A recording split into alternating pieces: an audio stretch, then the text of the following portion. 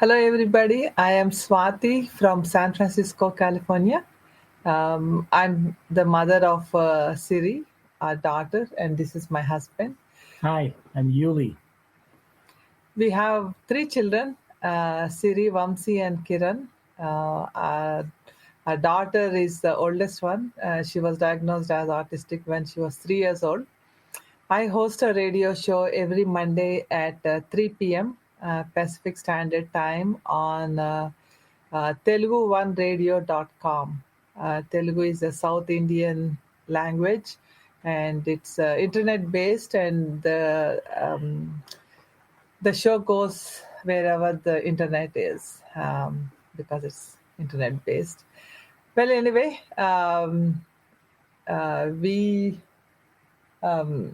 Siri was born, and it was difficult to understand her, and she would cry constantly. And my husband, he's an ER physician, which means he works long, odd hours, and each day is so different. And me being very shy and very quiet person, it was very difficult to manage with her, and I wouldn't know who to ask. Why I was so uncomfortable, and it was so difficult to bond with her.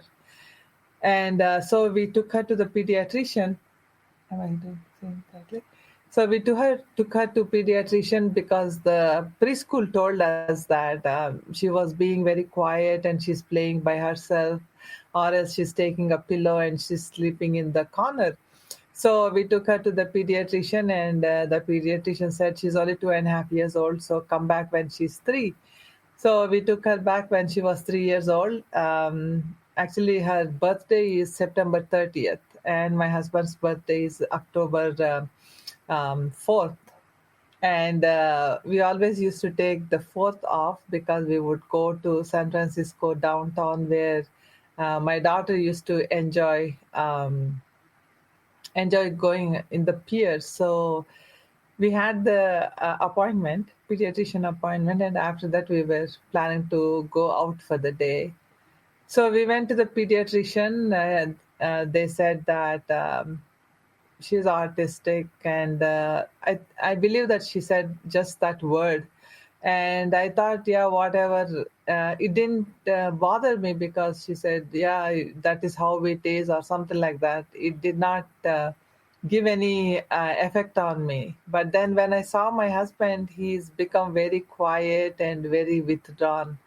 And that really worried me because I didn't understand why he was so sad that they diagnosed her as that. And later on, I came to know what it actually is. Actually, I had to ask my husband how you spell autism, because that was the first time I heard the word.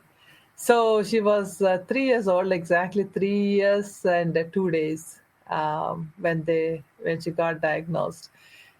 And I didn't know what to do, but I heard somebody say that ABA really works.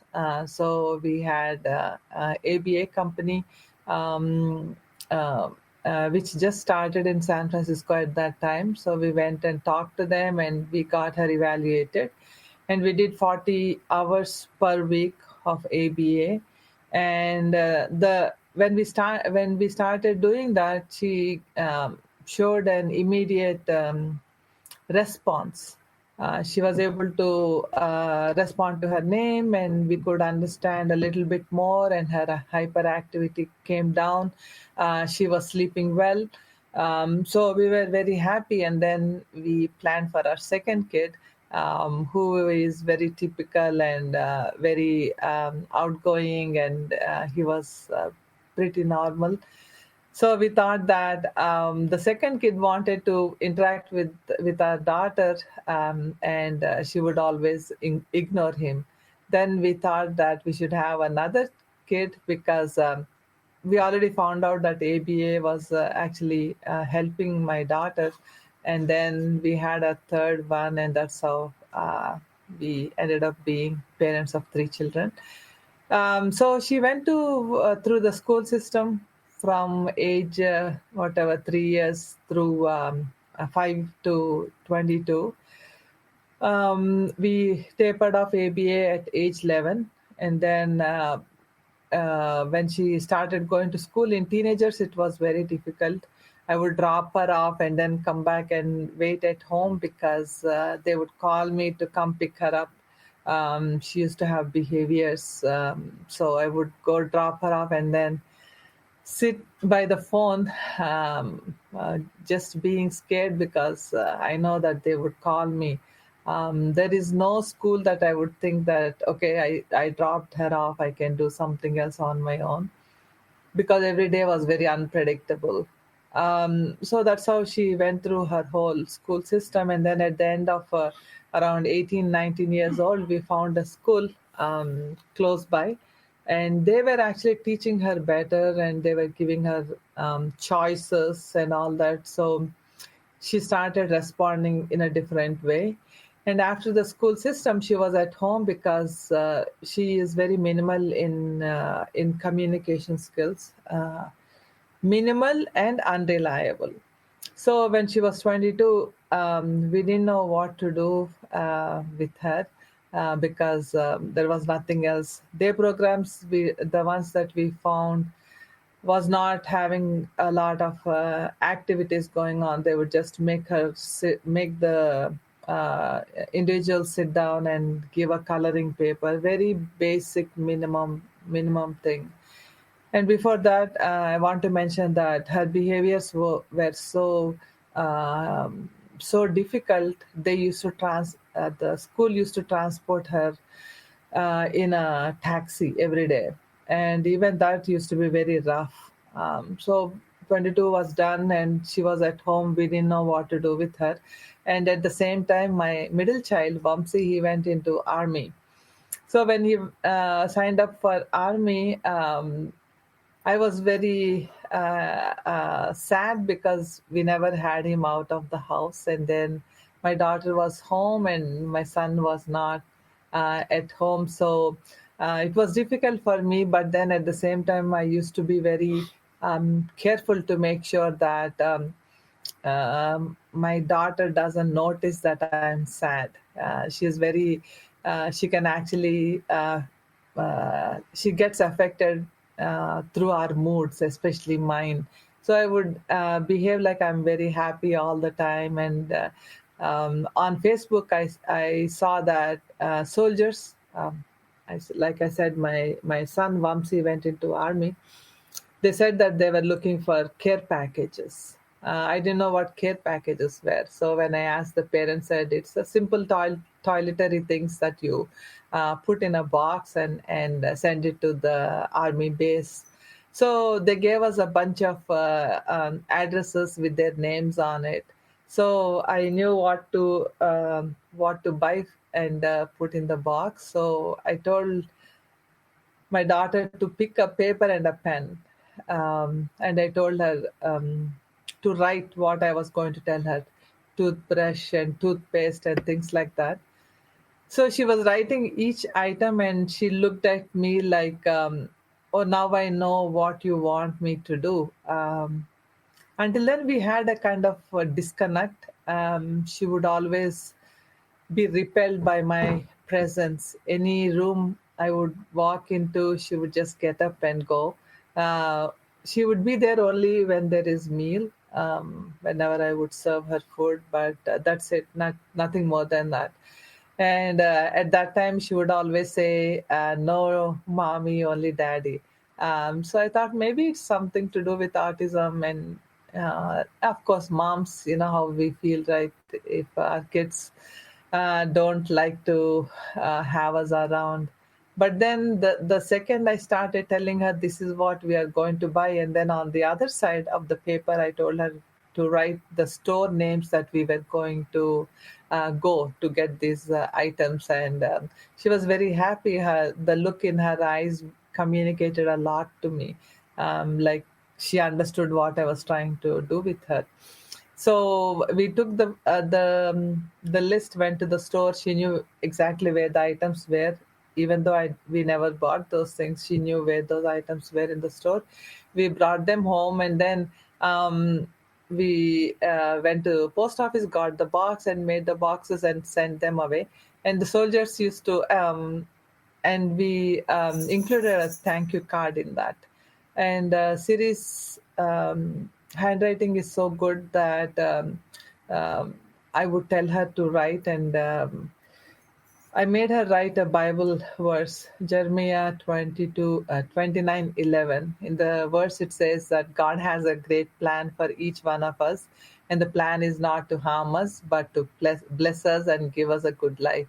So I would have her write the Bible verse on one side, and on the other side, I would write to the soldiers saying that my son is with them, training with them, and this box is put together by my daughter who has autism.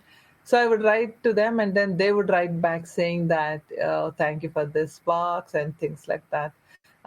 So I would read those letters to her, hoping that she would understand what the soldiers were saying. And then once they graduated, the connection we had with them was gone. During that time, so once the connection was gone, we didn't have any more work to do. Every morning she would sit at the dining table waiting to see what I wanted her to do, next.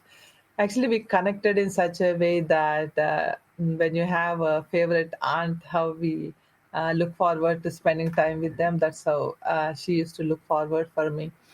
So then I thought she loves jewelry. Which girl doesn't love jewelry? She loves beads and bright colored beads. So I took her to the bead store. I got her a lot of beads, and we came home. And anything I tell her, she does very quickly. So I need to be two steps ahead to see what else I want her to do. And she started, I told her to break the strings. She broke the strings, and I didn't know what else to do. And I asked her to separate them by color, shapes, and sizes and all that. And then I had her count. I was just making her do things that just to keep her busy, but I didn't know what else I wanted her to do next. Then I thought maybe I should teach her how to make jewelry, which I did not know how to. So I went to the YouTube. I saw how to make simple earrings, got a pin and put the beads in and made a loop. I got one plier and I got one for her, and her loop was perfect compared to me and mine. So she started making earrings, and at once she used to make a lot, and we started giving away to our friends and family, and then they would start giving her money, and we would say, no, it's just hobby that she's doing. And then my husband said, why don't we just start a business on her name? And we started a business, and Fox News television, they picked up the story. And then after they picked up and they put her story on, then other television stations picked up the story, and then she was on cover of many magazines. As I was teaching her, her behavior was calming down in such a way that it was very easy. It was getting very easy to manage with her. So now that she's grown up, we bought a place for her to transition, because our plan is to see her thriving and happy, but away from us, so that we know that once we are gone, she would still have a happy and comfortable life. So the pandemic came. 2019, she was supposed to transition to the ranch, and the pandemic came, and we didn't. We were at home, and I started teaching her more stitching, and she started making masks. She made 150 masks, and we donated that to a church in Los Angeles. And so while the time was going on, I came to know that there is something called spelling to communicate. So we wanted to try that, and we thought that maybe it won't work because she has some speech. It's not like she's completely nonverbal, but still we tried. Dawn Mary from San Diego came here to San Francisco, and she did an evaluation. The evaluation was, she was reading a story about Ben Franklin, about electricity. So I was going to stop her to tell her that don't read her such elaborated and big stories. I wanted to tell Dawn Mary to read either about Sesame Street or Barney or something that she can actually relate to. But I didn't stop her because she was recording the session, the first session. And then she asked Siri, my daughter, a question. And then after she asked, she put a letter board in front of her and gave her a pencil.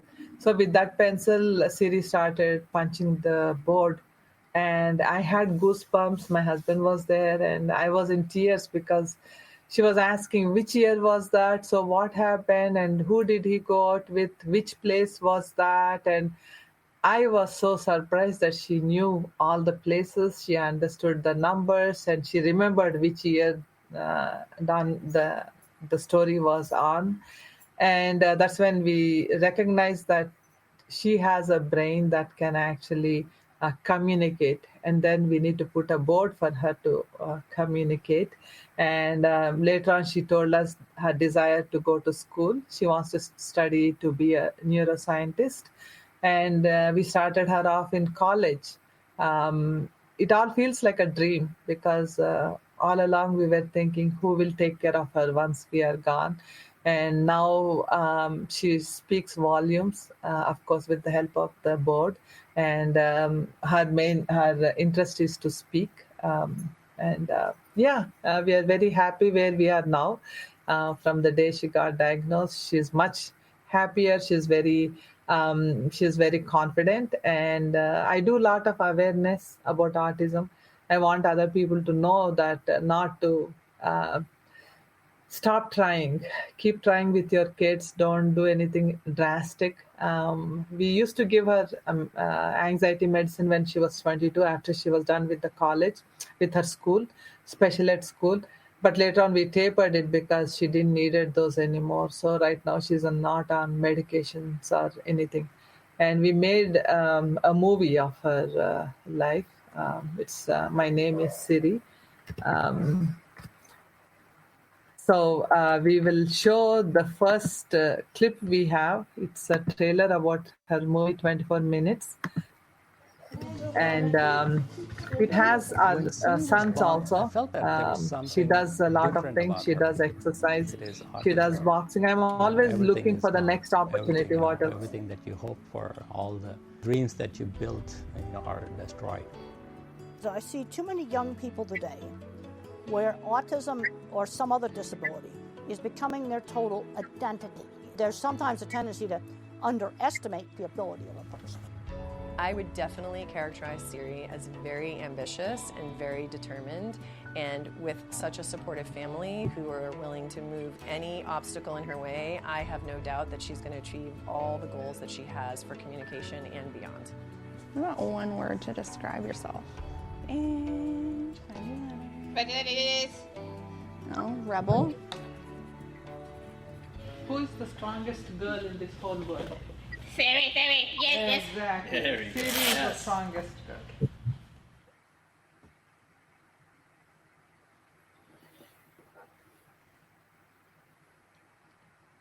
Introduce. So that's the trailer of the movie. It was on different many film festivals, and it's going to be on PBS San Francisco on May 1st and on Mother's Day. And I'll let my husband continue. Thank you, Swathi. Thank you for having me here on this podcast. And thanks to Shannon and Autism Live team. Thank you very much. We really appreciate what you do for the community. And this is a great pleasure and also a privilege to be able to come speak here as a guest.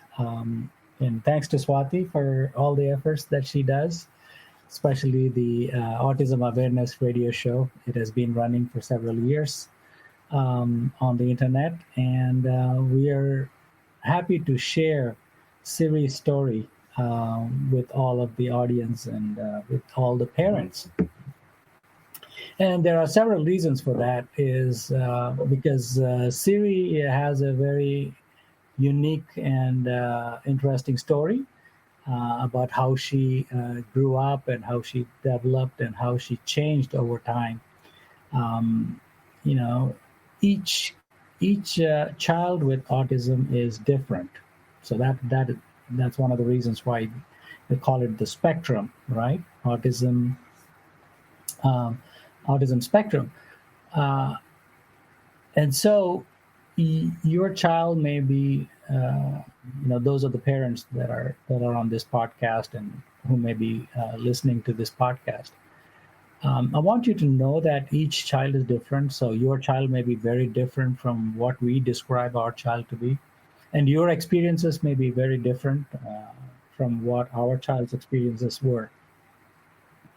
But there are a few general things that we have learned as parents, and also, myself being a physician and a researcher, I try to understand the problem. I try to explore what are the options and what seems to be working, what doesn't seem to be working in Siri's life. So, in a way, Siri's life has become an experiment where we are trying to figure out things and learn from what she's doing and what she's capable of.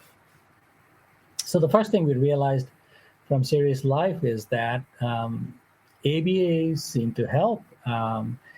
Obviously, at that time, this was 25 years ago, there was not much available as far as treatment is concerned. ABA was the first treatment that had some evidence behind it. And so we went ahead full steam with it, several hours, 20, 30, 40 hours a week. It is pretty taxing, and also it is very time consuming.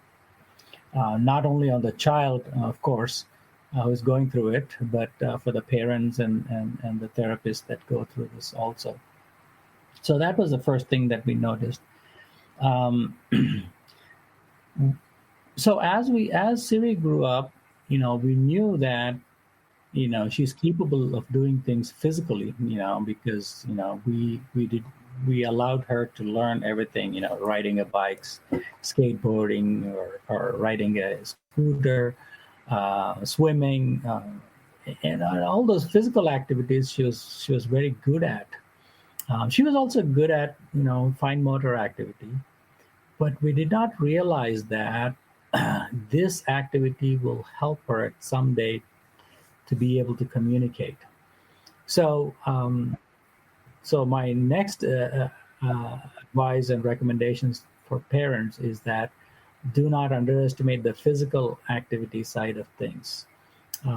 So make sure that your child is engaged in some type of physical activity.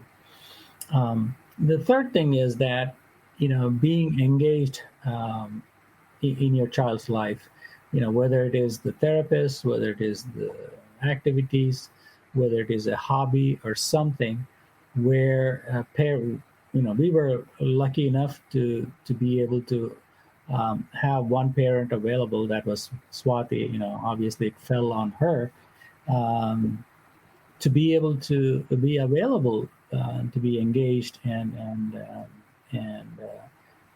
get that interaction, social interaction, because it is very hard for them to interact with typical or peers.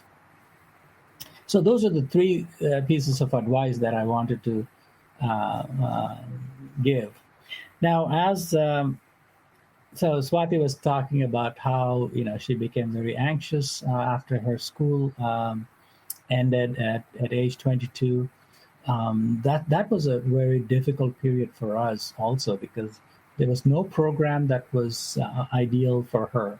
There was no program where Siri is minimally verbal, but she's very capable physically. So we were looking for a program where they would push her capabilities, but most of the programs were serving the lower functioning kids. So it was hard for us to. She was right in the middle. So she was she was very good physically, but she did not have language, so that was a big challenge. So one of the things that we noticed was that when when we realized that she was getting anxious, staying at home, and she was putting on weight, we got worried about it, and then we started her in an exercise program. And the exercise program was a pretty intense program. Um, the group is called Puzzle Piece Athletics that helped her, trained her, 2-3 times a week, where she would go and she would go through this intense physical exercise program. And typically it is circuit training, weightlifting, boxing, and so aerobic exercise. And so pretty intense, I would say. She would start sweating in a few minutes. And we would worry about, at least I would worry about, is she able to do that? Because are we pushing her too hard? But the coach was very encouraging of her, and he said that Siri is capable of a lot more than what she's actually showing. And so when I saw that, that she's capable of doing this exercise and being able to benefit from it, so we saw a big difference in her within a month or two, where she started losing weight, and also her anxiety started coming down with exercise. And then that had a very beneficial effect on her being able to participate, we being able to take her out, and a lot of those abnormal behaviors were decreasing. And then she lost about 30 pounds. And then we realized that, wow, the exercise part is so important. And as far as, and then as we were observing this, I was, in the healthcare technology field. I'm an emergency physician. I design technology tools for doctors and patients. And so I was looking for an opportunity where I could help create something for people with autism where they can be engaged, not only mentally, but also be physically active. And that's how, we came up with the solution. I wanted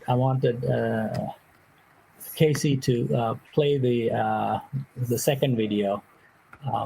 So we started a company. Let me give Casey instruction. Casey, play number 2 video now. So we came up with this device that you'll see in just a bit, the video of it. Okay, there it is. I'll describe after the video plays. So that is Siri on the machine. Doing good. Yeah. Just slow down, that's all.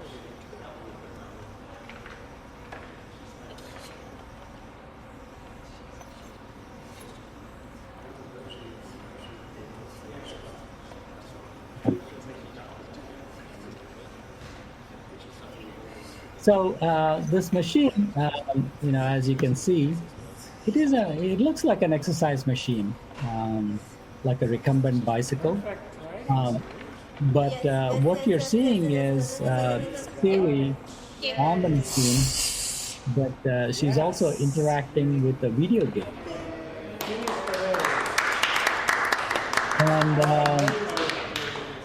And as you can see, the machine moves. You can stop playing the video now. Thank you.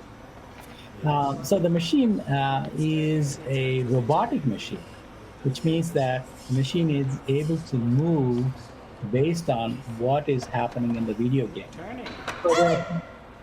So there are 3 components of the video, as you may have noticed. One is the machine itself, which is the robotic machine where It looks like an exercise machine where she's pedaling with her legs and steering with her arms. The second piece in that system is the VR glasses, virtual reality goggles that she's wearing. And so she's able to see the game through her VR. So it is a very deeply immersive environment where she can see the forest, where she can see the path, and whatever is happening in the video game, she's able to see it. So the third component is the video game itself, where there is a mental challenge where you have to follow this path and you have to drive the machine, right? To hit a rock. Yeah. Thank you. You can stop the video now.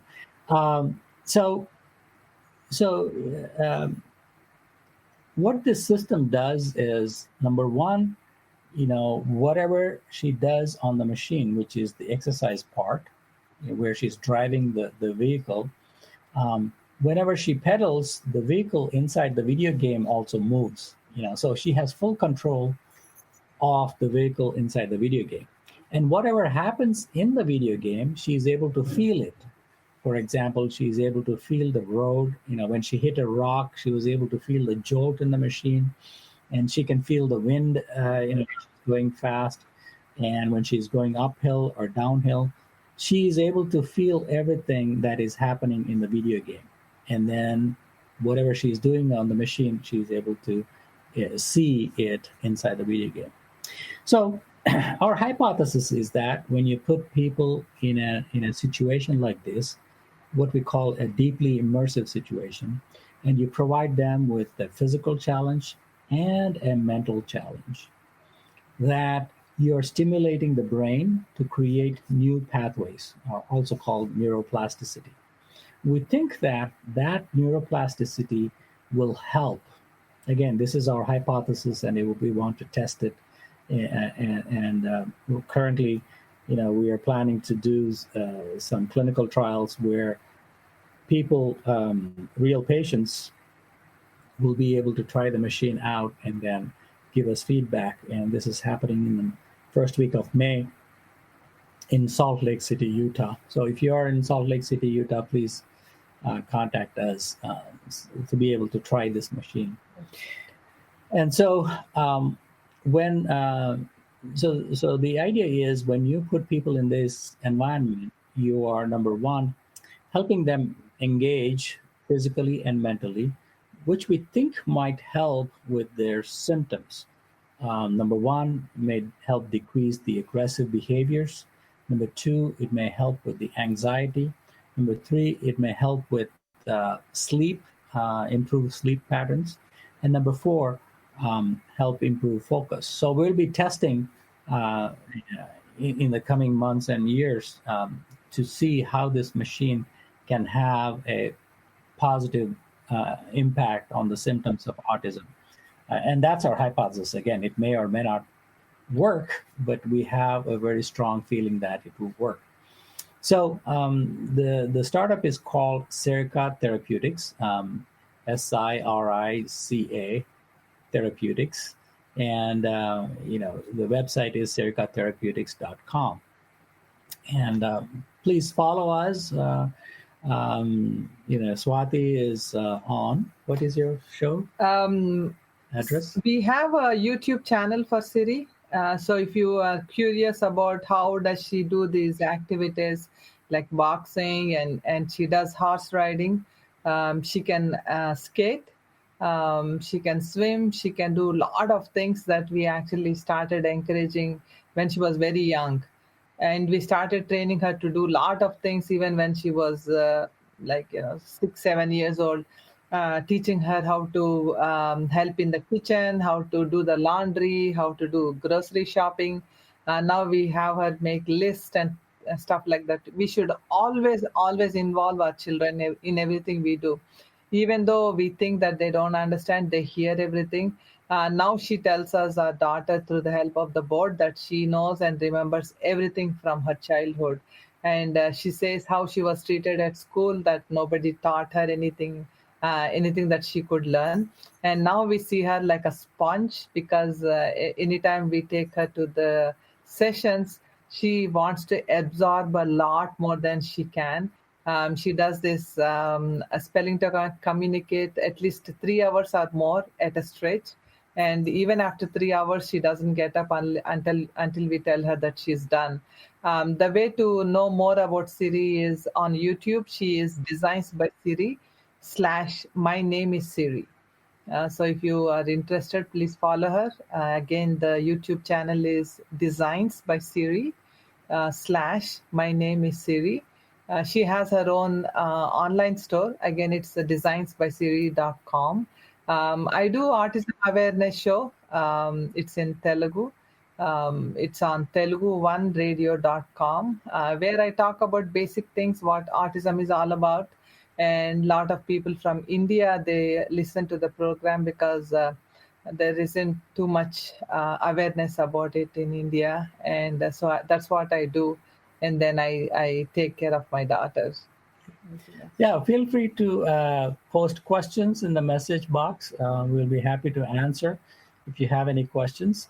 So one of the key things we learned, with Siri, is that she was capable doing and thinking like a regular person, like a normal person. And so one of the mistakes that we may have done, and I see other parents also doing, is that they underestimate the ability of the person. So do not underestimate, because these kids are able to think and do, even though they don't appear that they are listening to you. Even though they're not paying attention, we know that they're absorbing everything from the environment. So make sure that you assume competence, right? You want to make sure that they know that they are capable, and be able to push, physically, and also in mental activities and physical activities, like a regular person. That will come very useful later in life.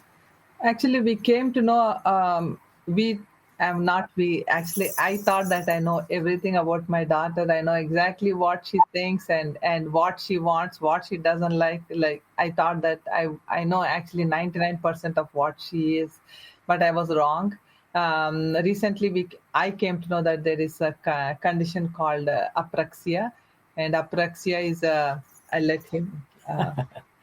So apraxia is where you're thinking of doing something, but the body will not listen to your brain. The brain is trying to send a message, whether it is an activity, whether it is speech, whether it is any fine motor activity that that the person is not able to communicate with the body. Yeah, in a simple words, the way I understood is the disconnect in the body is, if you ask the child to do something, give me the phone, they know that we are asking them to give the phone, and they are capable of stretching their hand, pick up the phone, hold it and put it back, put it on our hand, but their body will not respond to them.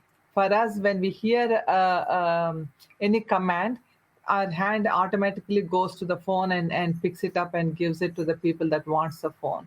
But with autism, even though they know how to do it, they want to do it, and they do understand it, their body doesn't always cooperate with them. The other day, I was reading something on social media where the boy was explaining how difficult it is for him to do day-to-day activities. He was saying that his body is his enemy. His body does not listen to him, and he does hurt his mom, even though he doesn't want to.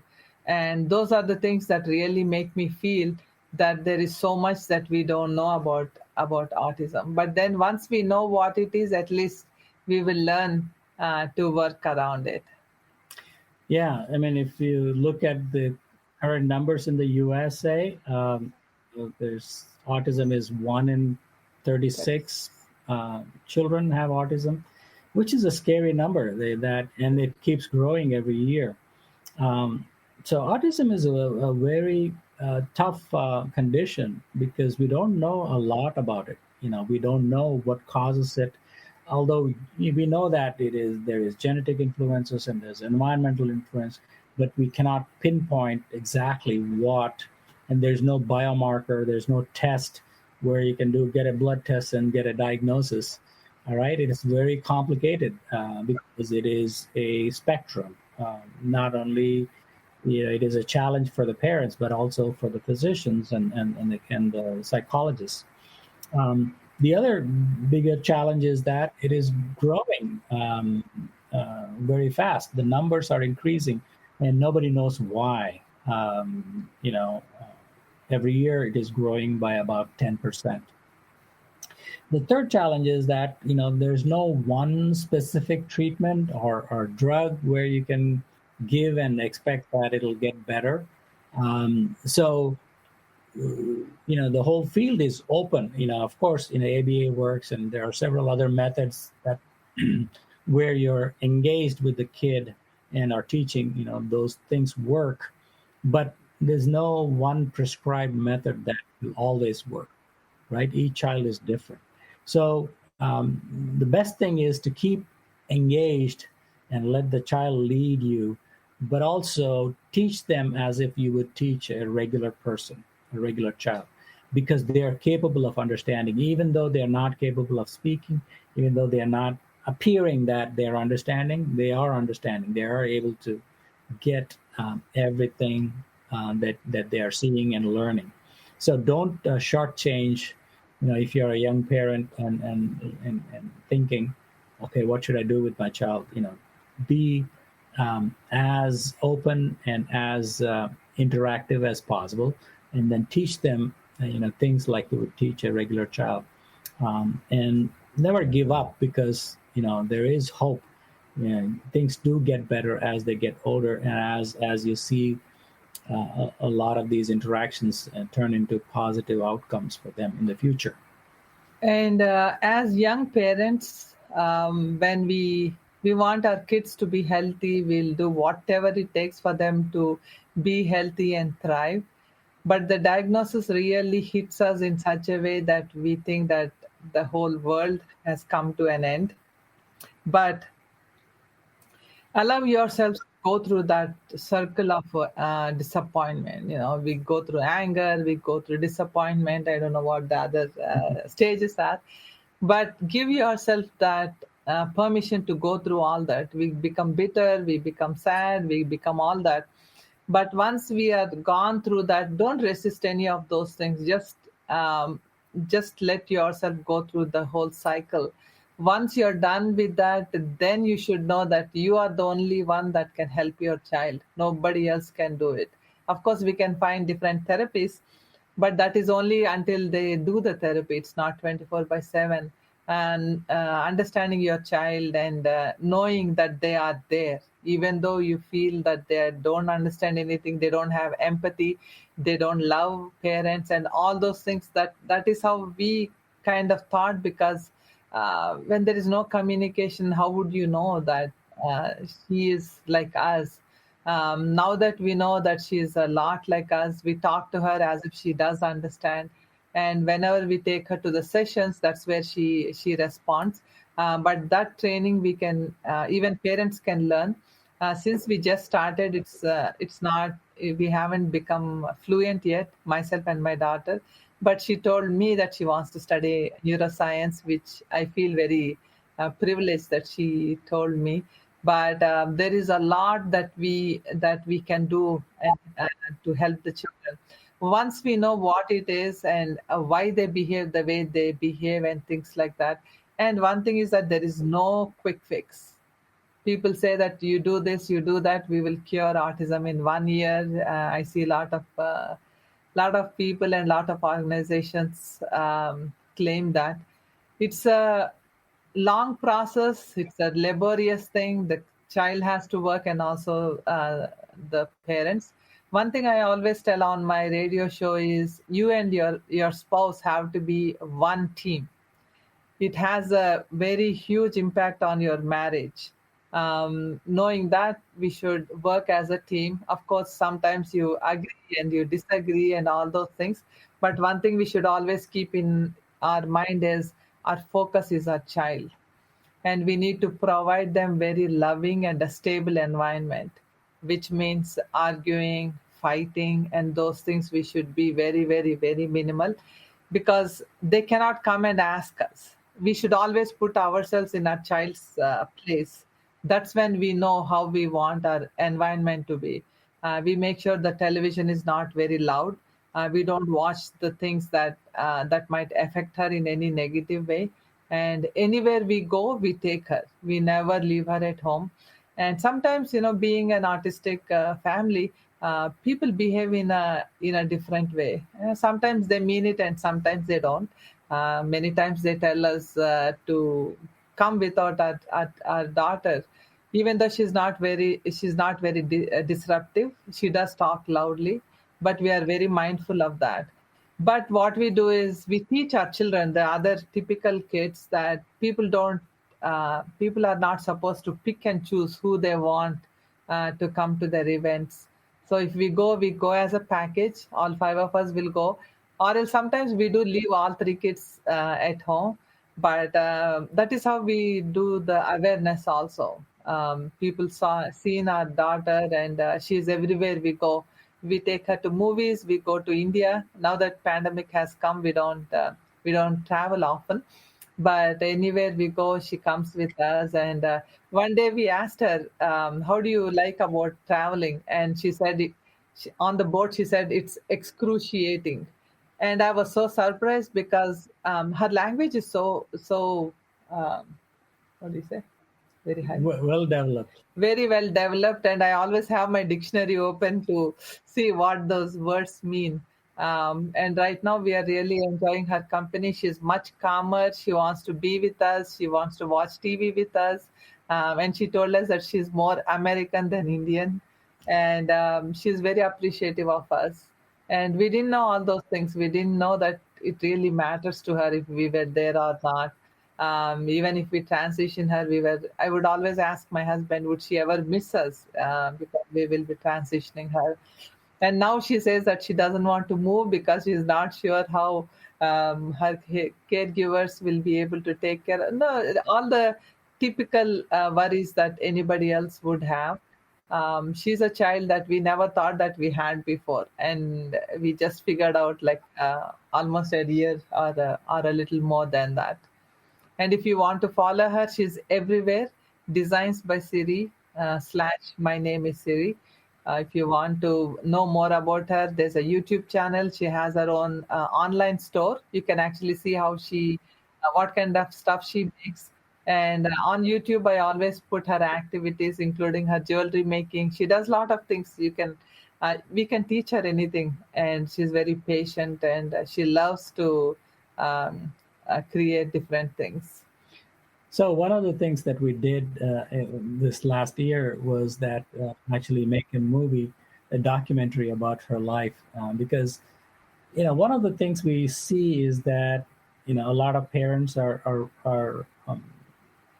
concerned about their child, other people knowing about it, whether it is parents or whether it is friends.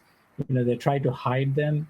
But then the more we expose them to the real world, and the real world sees them, that is part of autism awareness, right? People try to understand. There is a stigma attached to it. It'll take some time for us to get over it. But I think that is very important for other people to see your child, and also for your child to see the world, outside of the home. And school, of course. But as you develop that, you get more bolder, and also your child feels more normal. Siri has this inspiring story. So we created a documentary, and it's called My Name is Siri. You can go to mynameissiri.com and also look at the trailer and what it is all about, and the team that made it. It's an awesome team, and we actually had a premiere this year. in San Francisco Bay Area. Another thing we need to remember is, as families with autistic children, we need to take them into the community. What we do is, we don't want people looking at our children, because we do notice that they are looking at us, and we do see that whenever we go out. But when I see that, I smile at those people. I tell them that I introduce my daughter, and I say that she's autistic. She cannot speak, but she understands everything. And she makes jewelry. She can skate. I mean, now I talk about the board communication. But what we need to do is, we need to let people know why they are behaving the way they are behaving, because she has autism. That is how they would know. If not, yes, people will look, because, of course, they do behave differently. Or when we ask her a question, her voice is so loud that suddenly people, excuse me, get, they kind of suddenly look at her to see what's going on. But we need to educate people. The more we talk about it, the more we take our children out, it will become more normal. Most parents, we feel uncomfortable. Actually, I need to give credit to my husband, because he takes her everywhere he goes. But yeah, I think mainly your kids need to know that you're proud of them no matter what. And that's what actually gives them that confidence. Tell them that's fine. You have that condition called autism, and the way you behave, it's not because of you, because of the condition you have. And same thing with the other siblings also. We need to tell them that we do all these things with the special needs child because she needs it. Our middle child, Vamsi, he would say when he was very young, Mom, I wish I had some autism. And I would ask him, why do you need autism? He would say that I love my daughter a lot more than others, because I spend a lot of time with her. So he would say that if he also has it, he used to say that I would spend time with him. So I would tell him that if he wants something, he comes to me, but my daughter doesn't. So I need to pay more attention. And now that they are all grown up, they are very appreciative, because we were very transparent from the beginning, telling them about their sister and what they should do and what they should not be doing to help her. We always tell her to treat her, to love her like a youngest sister, but then respect her as an eldest sister. So we have to keep talking about her to the siblings, and we need to talk about our children to the family and our friends. Instead of keeping them away from the community, we should take them in as much as possible. So one of the things that, by the way, if you have any questions, please, enter in the chat in the last few minutes that we have. I would be happy to answer any questions. So, if you're interested in knowing more about the machine that we showed you, go to siricatherapeutics.com, SIRICA, siricatherapeutics.com, where we are trying to gather people and also run some studies to make sure that we are designing it the way it would work and also be useful for many. And of course, you can connect with me on LinkedIn. My name is Yuli K. Chettipalli, and I'm on LinkedIn. And Swathi is on Facebook. Yeah, everything is designed by Siri. If you are wondering what the board communication is, there are two methods of it. One is spelling to communicate, and there's another one, rapid prompting method. If you look up online, you will find Soma is the lady who actually came up with this method of communication. And even if they are very young, take them to different practitioners. It's all on internet. You can look up iasc.org, I think, I-. What you need to do is always have a positive attitude. Don't compare your kid with typical kids. The way I keep myself encouraged is I compare her with herself from last year. I never have any, I don't compare her with anybody else. Looks like our time is over. Yeah, thank you very much for giving us an opportunity. Thank you, Shannon, and thank you, Autism Live team, for giving us this opportunity to be able to, participate in this podcast-a-thon. And good luck to everybody that is doing this, and all the audience that are going through some these challenges that are, I would say difficult, but they are Not impossible. not impossible to get over. Yeah. So best wishes to everyone, and Thank you for the opportunity.